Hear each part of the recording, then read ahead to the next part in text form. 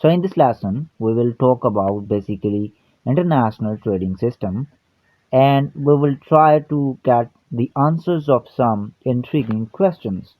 The first question is international trading system favors the developed states?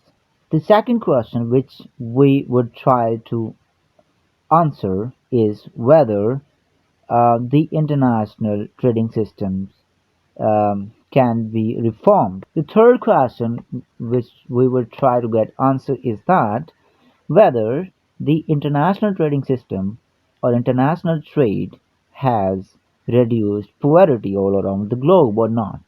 And the fourth and the final question, which would be answered at the end of this video, is whether the international system, uh, if it goes into recession, what are the means to resuscitate or restart the growth of the economy of the world?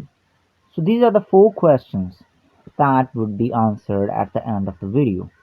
So first of all, we start with the history of the development of the international trading system.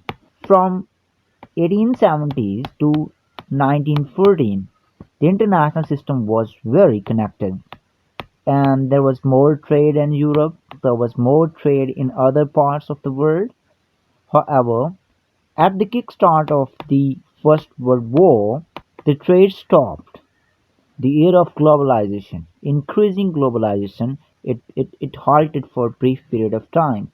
And then what happened at the end of World War II? New type of policies were adopted by the governments. For instance, the government started liberal nationalism. Liberal nationalism. What is a liberal nationalism? Liberal nationalism is that one country favors its domestic market over foreign trade.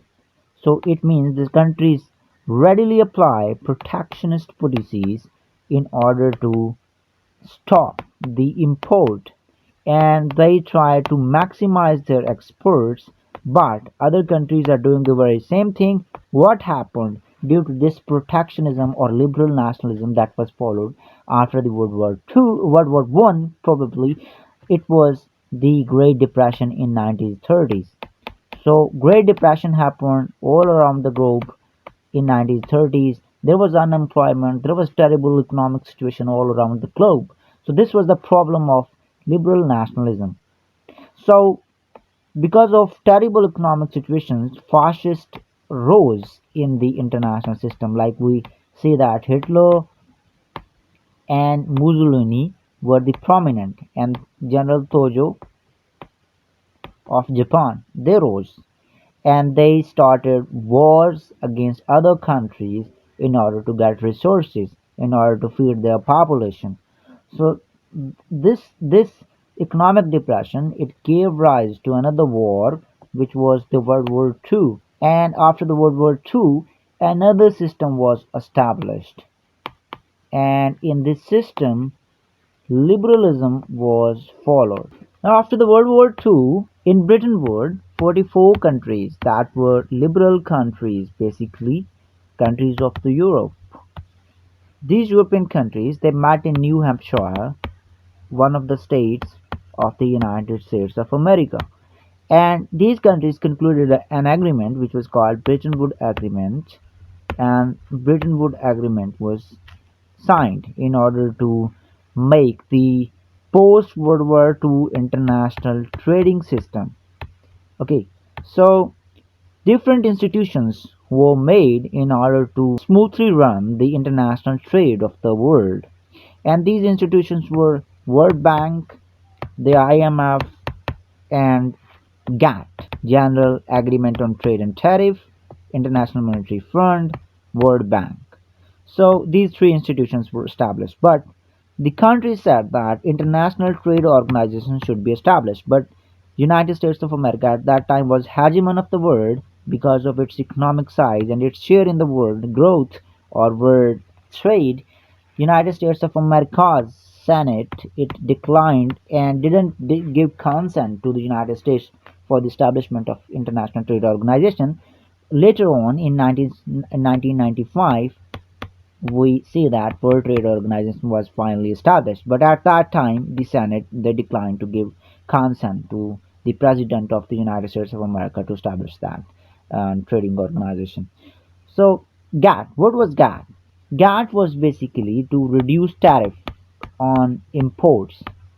It was about reduction of tariffs on imports, but not reduction of tariffs or barriers on migration of people or service sector. It was not about the mitigation of tariffs on agricultural products. It was just about mitigation of tariff on manufactured goods. So here comes the discrimination. Americans were very good at producing manufactured goods. The developing world, the third world, the poor world was very good at producing agriculture products. So here Americans established the rules of the GATT and they said that okay, we will mitigate tariffs or protectionism on manufactured goods, but we would not on agricultural goods or smooth migration of the people all around the globe. So it means United States of America created the system that favored the rich states. Basically, rich states were industrialized states. So it means that the world trading system is unfair. So this is the answer of our first question, whether the international trading system is fair or unfair. It is unfair because we know that the raw material can be imported very easily. Okay, and manufactured goods are sold back to the same countries from where the raw material is taken by the industrialized states, and they give back the very same kind of material manufactured goods at a very exorbitant or high prices to the developing states. So this is discrimination. This is the plunder of the developing world by the developed world. So first answer we got from here. So there was nothing about agriculture goods. And what United States of America, in opposition to decreasing tariff on agriculture goods, did was that United States of America provided subsidy to its farmers in 2000. 192 billion were provided by the United States of America to its agriculture sector. So provision of subsidy decreased the prices of domestic agriculture products and it decreased the prospects of the supply of agricultural goods to the developed world by the developing world. In other words, we can say that it broken the advantage or it broken the backbone of the farmers of the developing world because they could not export their agriculture products which were cheap to the United States because United States of America provided subsidy to its farmers. So now the agricultural products that are being produced in the United States of America were at lower prices than this because of the intervention of the United States of America's government. And the European Union did the very same kind of thing. So it is an unfair system. Secondly, now another question we will answer is that whether international trade has decreased poverty all around the globe. So the answer of this question is a big yes. How a big yes? Because the volume of international trade is 8 trillion in 2000, and we saw that the inclusion of China in international market and in World Trade Organization in 2000, it reduced the poverty. Probably 62 billion were taken out of the poverty cycle by the People Republic of China. And we have also seen that in East Asia, different tigers, Asian tigers that emerged, and they pulled many people from the vicious cycle of poverty. So experts believe that international trade basically is beneficial because it reduces poverty. How it reduces poverty? Because the goods, especially the edible products, are available to people because of international trade at very cheap rate and the quality of goods is very good for instance, David Ricardo theory of comparative advantage that comes into the play. So we have got the answer of our second question. International trade basically reduces poverty. So answer of the third question, can we revamp the international trading system? So the way to revamp is that the benefits of trades should not just fill the coffers of the developed countries. Like we have seen that the Marxist theory that say that there is a core is developed countries, and there is a periphery. The periphery is like developing states. So developing states provide raw material to the core because of international system, and the very raw material is converted into the manufactured goods, and manufactured goods are transported back to the developing countries. And in this way, the developed countries plunder the developing world. So this is unequitable distribution of the benefits of international trade. Like developed countries are reaping more benefits and developing countries are reaping less benefits. So we need to make equitable and just international trading systems. So for this, the developed states should give concessions to the developing countries, like they should accept the imports from the developing countries of especially agricultural products, because developing countries produce cheaper developed products at cheaper rate. So developed states should stop giving subsidy to their agricultural sector. In this way, the agricultural products that are being produced in the developed countries will be of higher price, and developing countries imports will be cheaper. So in this way, the people of the developed countries, they would import agricultural products. So this should be done to reap benefits by the whole world without distinction of the north and the south. So this is the way to basically make the international trading system equitable. So how to deal a depression in international economy? So international depressions, we have seen international depressions in 1970s because of increase in oil prices, probably in 1974, and it reduced international trade 0.2%, and it also reduced the growth of the world. We have seen in 90s 80s, in probably in 1982, it reduced the growth of the world probably 5%. And then we saw another big depression in 2008 when Lehman Brothers collapsed.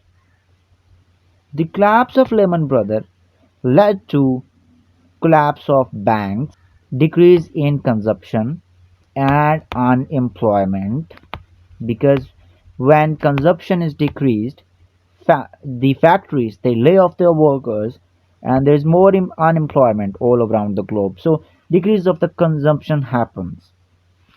So when there's a less consumption, there's a less investment. There's a less investment means there's less employment, and when there's a less employment, it means people are more poor. So the way to deal a Great Depression or a depression in economy and resumption of normal economic activities are financial pumps. If we just go back in our history, and we see that in 1930s, the worst economic depression of the century hit the world. What Roosevelt, the president of the United States of America, did, he just pumped financial stimulus. He spent a lot of money through progressive work organization, and he provided stipends to writers. He gave another government stimulus, 3A's, about agriculture. He civil work administration was created. So he spent a lot. Spending increases the growth of economy, and it provides employment. When there's employment, people spend more, they consume more. When people consume more, factories in there is more investment in factories. When factories there's more investment in factories, So it's a more production of goods, and this cycle goes on again and again and again. So so spending is very good thing. So when we saw in 2008 the collapse of Lehman Brothers led to 12% reduction in growth of international trade, the countries they provided financial stimulus. They spent a lot in their economies in order to resume the normal economic activity of the economy. So this is the way. Like if there is a financial depression, the economies the governments basically come forward and step forward and they say no, no, no, no, this is like this is going to be very terrible, so we will spend a lot, we will intervene in our economies. So we have got the answers of the four questions that we raised at the start of this tutorial. So I hope that you enjoyed it. If you enjoyed this lesson, please subscribe our channel and share it with your friends. Thank you very much. May God bless all of you.